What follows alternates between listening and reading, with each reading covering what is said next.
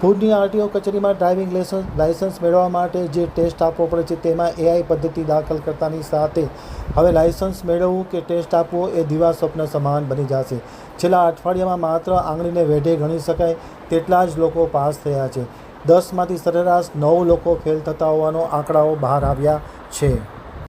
ભુજની આરટીઓ કચેરીમાં તાજેતરમાં એઆઈ ડ્રાઇવિંગ ટેસ્ટ રાખવાની શરૂઆત કરતાની સાથે જ નવા લાયસન્સ ધારકો અને નવા ચાલકોમાં ભારે ફફડાટની લાગણી વ્યાપી ગઈ છે।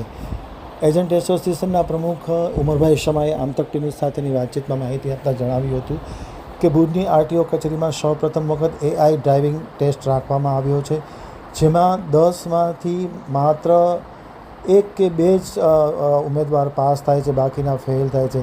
એઆઈ ડ્રાઇવિંગ ટેસ્ટ જે રાખવામાં આવ્યો છે વાસ્તવમાં આરટીઓના કાયદાને સુસંગત નથી, પરંતુ જે રીતના એઆઈ સિસ્ટમ ગોઠવવામાં આવી છે એટલી લેન્ધી પ્રોસેસ છે, એટલી અઘરી ડ્રાઇવિંગના ટેસ્ટની પરીક્ષા છે કે ભલભલાને પાસ થવું એટલે ને જે પાણી ઉતરી જાય તેવી પરિસ્થિતિ જોવા મળી રહી છે।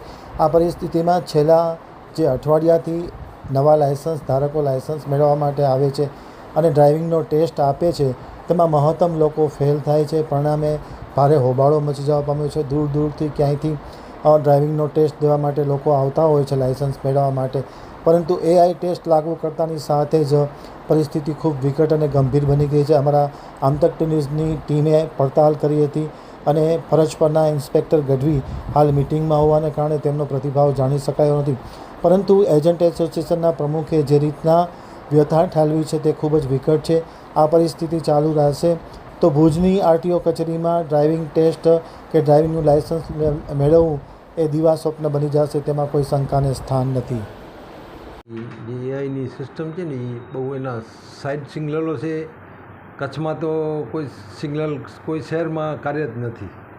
એ સિગ્નલની પીળા લાલ અને સિગ્નલ શું કહેવા માંગે છે, શું કેવી રીતે વાહન ચલાવવું, એ સિગ્નલની કોઈને વ્યાખ્યા કચ્છની પ્રજાને હાલમાં નથી। કોઈ શહેરમાં પણ સિગ્નલ કાર્યરત નથી, એટલે ખાસ કરીને કચ્છમાં તો એનો એઆઈ ઉપર પાસ થવો ફોર વ્હીલમાં બહુ ચણાનો લોટ જેવો ચણા ચબાવવા જેવું કામકાજ છે। 100માંથી 6 થી 7 જણા પાસ થાય છે। 6 જણા ટેસ્ટિંગ આપે કારની તો 6 થી 7 જણા, એથી અગાઉ 50% 60% રિઝલ્ટ આવતો, 100માંથી 50 જણા પાસ થતો હતો। હવે આ 6 થી 7% રિઝલ્ટ આવી ગયું છે। એની જે એઆઈની ટેકનોલોજી છે બહુ કઠિન છે। સરકાર પાસે આપણે રજૂઆત કરી છે અને સરકારે હંમેશા આપણી અને મારી રજૂઆતના ધ્યાનમાં લઈને એક લર્નિંગ લાયસન્સ પણ એણે સરકારે રજૂઆતને સાંભળી અને ઓનલાઈન લર્નિંગ ચાલુ કર્યા। હમણાં હાલમાં તાજેતરમાં જ પણ એક જીએસસી સિસ્ટમવાળો જે મીટરની હતી એ મીટર પણ લોકેશન ઉપર કરી નાખ્યો। આરટીઓમાં આવવાની વાહનને આવવાની જરૂર નથી, એટલે ભૂપેન્દ્ર પટેલ સાહેબે અને સરકારશ્રીએ આપણી વિનંતી, આપણું સજેશન સૂચનને ધ્યાનમાં લઈને ઘણી રજૂઆત એણે સાંભળી અને ઉપર તાત્કાલિક નિર્ણય લે છે।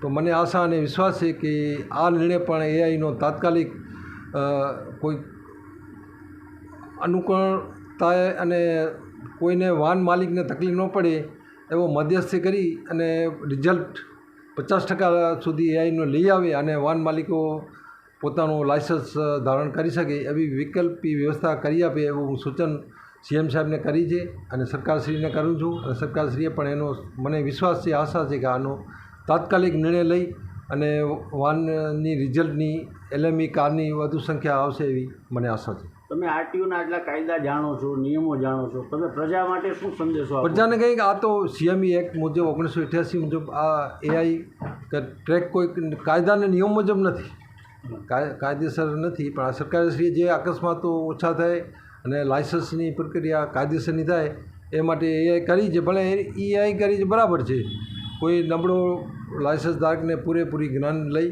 અને પૂરેપૂરું ટેસ્ટિંગ લઈને ટેસ્ટ અપાય અને અકસ્માતો ઓછા થાય એ માટે સરકારે જે કર્યું છે એ આવકાર્ય છે। પણ આટલો બધો કઠિન છે એ કોઈ વિદેશમાં પણ આટલો બધી કઠિન પરીક્ષા નથી આપણા દેશમાં જે એઆઈની કરી છે। એના માટે વાહન માલિકોને જે લાયસન્સની પ્રક્રિયા છે એની પ્રક્રિયામાં કાંઈક છૂટછાટ કરી અને વાહન ચાલકોને લાયસન્સ કાયદેસર લઈ એવી વ્યવસ્થા કરી આપી એવી વિનંતી કરવામાં આવે છે।